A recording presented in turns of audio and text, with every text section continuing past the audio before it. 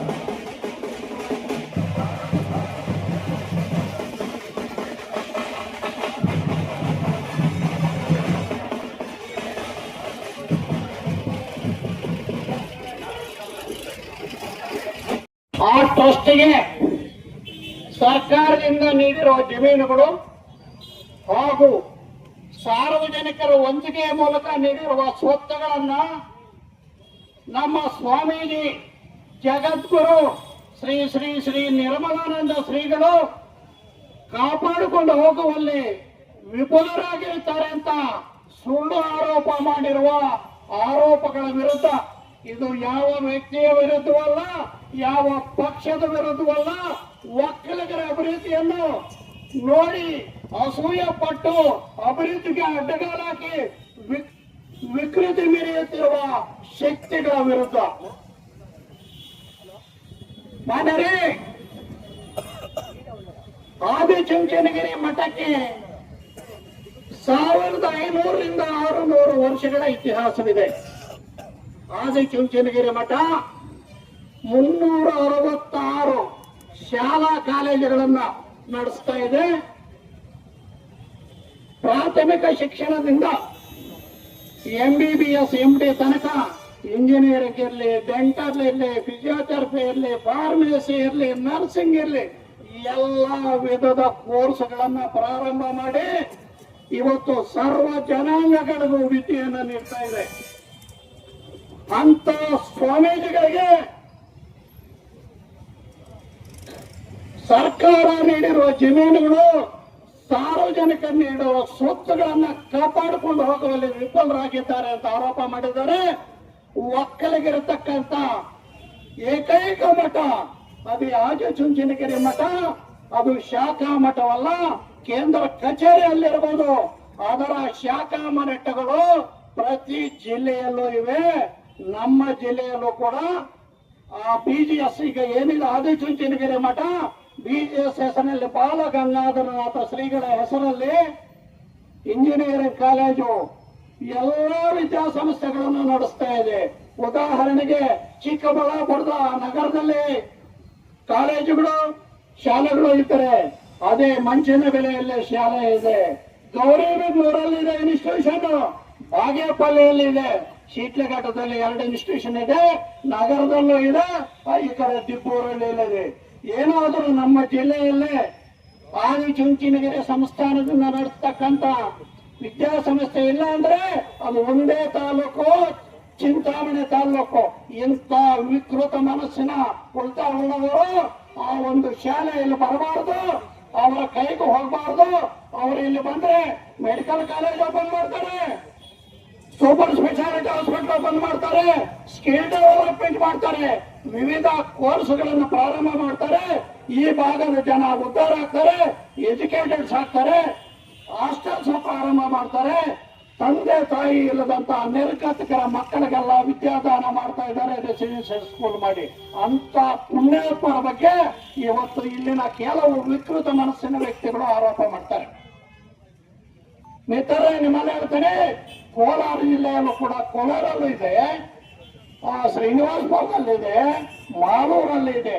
ನಮ್ಮ ಜಿಲ್ಲೆಯಲ್ಲಿ 4 ಅಂದ್ರೆ ಕೋಲಾರ ಮತ್ತು ಚಿಕ್ಕಬಳ್ಳಾಪುರ ಅವಿಭಾಜ್ಯ ಜಿಲ್ಲೆಯಲ್ಲೇ ಚಿಂತಾಮಣಿ, ಮೊಳಬಾಗಿಲು, ಕೆಜಿಎಫ್, ಬಂಗಾರಪೇಟೆ ಬಿಟ್ರೆ ಎಲ್ಲ ತಾಲೂಕುಗಳಲ್ಲೂ ಕೂಡ ಇವೆ PGS ನ ವಿದ್ಯಾಸಂಸ್ಥೆಗಳಿವೆ. ಎಲ್ಲ ಕಡೆ ಕೂಡ ಉತ್ತಮವಾದ ಶಿಕ್ಷಣ ಕೊಡ್ತಾ ಇದ್ದಾರೆ. ಅಲ್ಲಿ ಓದ್ದವರೆಲ್ಲ ಇಂಜಿನಿಯರ್ಸ್, ಡಾಕ್ಟರ್ಸ್ ಆಗಿ ಒಳ್ಳೆ ಸುಸಂಸ್ಕೃತರು, ಒಳ್ಳೆ ನಾಗರಿಕರು ಆಗ್ತಾ ಇದ್ದಾರೆ.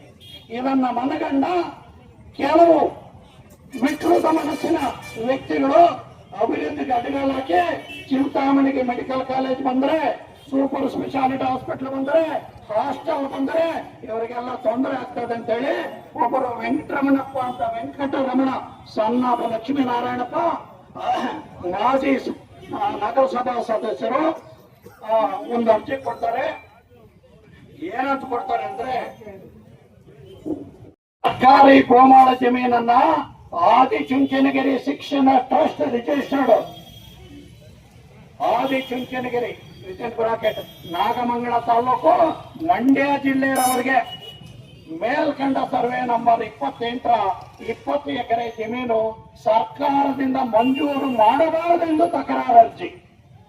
ಅರೆ, ಅವರು ಇಲ್ಲಿ ಹಾಸ್ಪಿಟಲ್ ಮಾಡಿದ್ರೆ ಎಷ್ಟೋ ಜನ ಆಕ್ಸಿಡೆಂಟ್ ಆದವರು ಜೀವ ಉಳ್ಕೊಳ್ತದೆ. ಇಲ್ಲಿ ಬೆಂಗಳೂರಲ್ಲಿ ಸಿಗೋ ಚಿಕಿತ್ಸೆ ಇಲ್ಲೇ ಸಿಗ್ತಾರೆ. ಇವರಿಗೇನು ಹೊಟ್ಟೆ ಕಿಚ್ಚು, ಸ್ವಾಮೀಜಿಗಳು ಹಾಸ್ಟೆಲ್ ಓಪನ್ ಮಾಡಿದ್ರೆ ಬಡವರ ಮಕ್ಕಳಿಗೆ ರಕ್ಷಣೆ ಸಿಗ್ತದೆ, ಓದಕ್ಕೆ ಅನುಕೂಲ ಆಗ್ತದೆ. ಯಾಕೆ ಒಂದು ವಿಕೃತ ಮನಸ್ಸು? ಯಾಕೆ ನೀವು ಅಭಿವೃದ್ಧಿಗೆ ಅಡ್ಡಗಾಲಾಗ್ತೀರಿ? ಈಗ ಚಿಂತಾಮಣಿ ಸುತ್ತಮುತ್ತಲು ಕೈಗಾರಿಕೆಗಳು ಬರ್ತಾ ಇದೆ. ಕೈಗಾರಿಕೆಗಳಲ್ಲಿ ಸ್ಕಿಲ್ಡ್ ಲೇಬರ್ ಬೇಕಾಗ್ತದೆ, ಸ್ಕಿಲ್ಡ್ ಎಂಪ್ಲಾಯೀಸ್. ನೀವು ಸ್ಕಿಲ್ ಡೆವಲಪ್ಮೆಂಟ್ ಇಲ್ಲ ಅಂದ್ರೆ ಅವ್ರು ಯಾರು ಉದ್ಯೋಗ ಕೊಡಕ್ಕಾಗಲ್ಲ.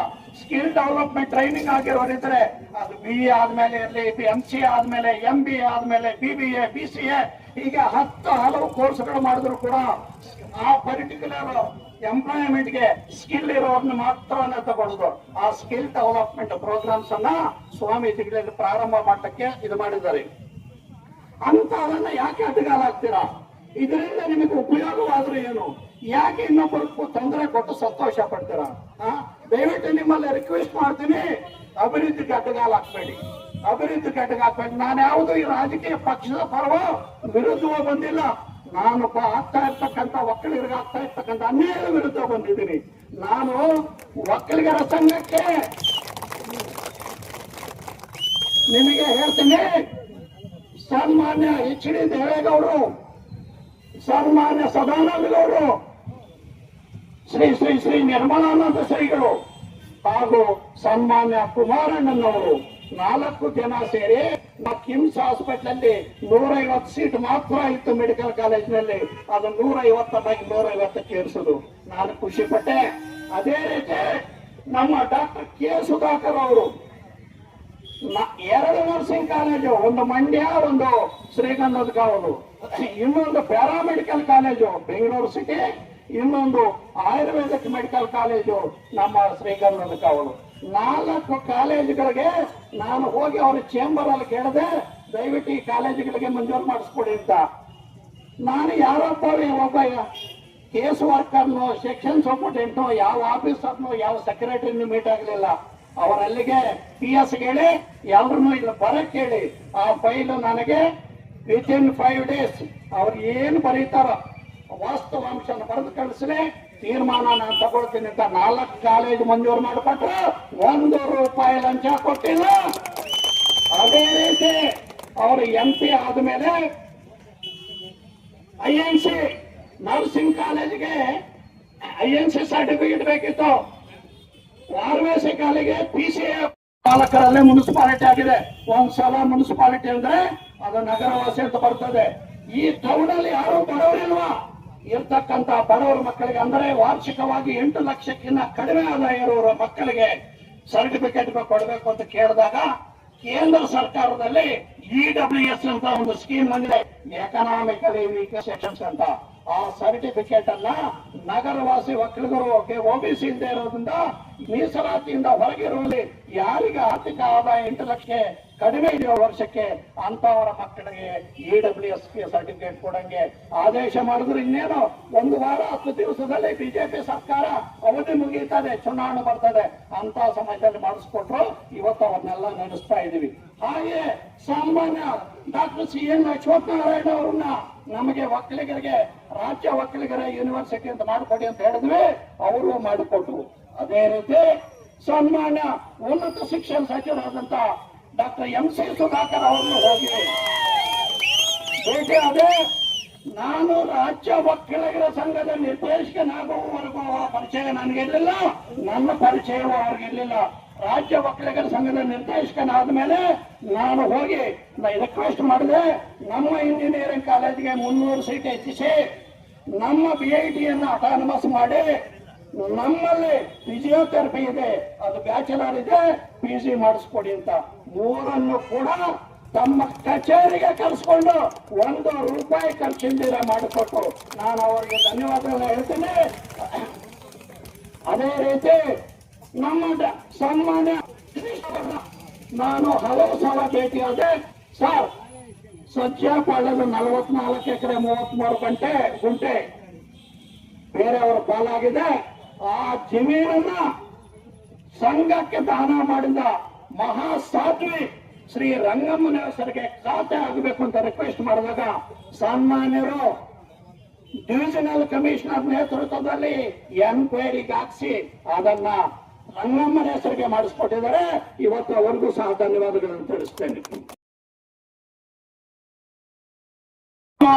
ಅಳಿಯ ಕೂಡ ಹೌದು ಅಂತ ಆ ವ್ಯಕ್ತಿ 2026ರಲ್ಲಿ ಬಂದ್ರೆ ನಿಮ್ಮ ದಿಬ್ಬೂರಹಳ್ಳಿ ಹತ್ರ ಬೈರೇನಹಳ್ಳಿ ಸರ್ವೆ ನಂಬರ್ಗಳು 2024-25ರಲ್ಲಿ ಕನ್ವರ್ಷನ್ ಆಗಿದ್ರೆ ಇವರು ಲಂಚ ತಗೊಂಡು ಕನ್ವರ್ಷನ್ ಮಾಡಿದ್ದಾರೆ ಅಂತ ಹೇಳಿ ಆ ಕರೆಮ್ಮ ಅವರ ಒಂದು ಪತ್ರದಲ್ಲಿ ಇದಕ್ಕೆ ಬಳಸ್ತಾರೆ. ಅದಕ್ಕೆ DPR ಸೆಕ್ರೆಟರಿಗೆ ಏನ್ರಿ ನಾಲಿಗೆ ಇದೆ ಅಂತ ಹೇಳಿ ಏನೆಲ್ಲ ಮಾತಾಡ್ತಾರೆ, ಸರಿನೇನ್ರಿ? ಆ ಆರೋಪಗಳು ಹೊರಲಾರದೆ ನಾನು ಕಚೇರಿಗೆ ಹೋದ್ರೆ, ಅಯ್ಯೋ ರೆಡ್ಡಿಯವರೇ, ನಿಮ್ಮ ಜಿಲ್ಲೆಯಲ್ಲಿ ನಾವು ಎಷ್ಟು ಕಾನೂನುಬದ್ಧವಾಗಿ ಮಾಡಿದ್ರು ನಮ್ಮ ಮೇಲೆ ಆರೋಪ ಹೊರಿಸ್ತಾರೆ. ಈಗ ಈ ಆರೋಪಗಳು ಹೊರೋದಕ್ಕಿಂತ ಕೆಲಸ ಮಾಡೋದು ಬಿಟ್ಟು ಸುಮ್ಮನೆ ಇರೋದು ಬೇರು. ತಳ್ಕೊಂಡು ಹೋಗ್ಬಿಡೋಣ ಇವತ್ತು ದಿನಗಳು ಅಂತಾರೆ. ತಳ್ಕೊಂಡು ಹೋದ್ರೆ ಯಾರಿಗೆ ನಷ್ಟ? ಈ ಜಿಲ್ಲೆಯ ಜನಾಂಗಕ್ಕೆ, ಸರ್ವ ಜನಾಂಗಕ್ಕೂ ನಷ್ಟ ಆಗ್ತದೆ. ಇವ್ರಿಗೇನ್ರಿ ನಷ್ಟ? ಇವ್ರಿಗೆ ನಷ್ಟ ಅಲ್ಲ, ಆ ನಷ್ಟ ಆಗೋದು. ಅದನ್ನ ಹೆಂಗೆ ಬಿಂಬಿಸ್ತಾರೆ ಅಂದ್ರೆ ಯಾವುದರಲ್ಲಿ ಸ್ವಾಮೀಜಿಗಳ ಬಗ್ಗೆ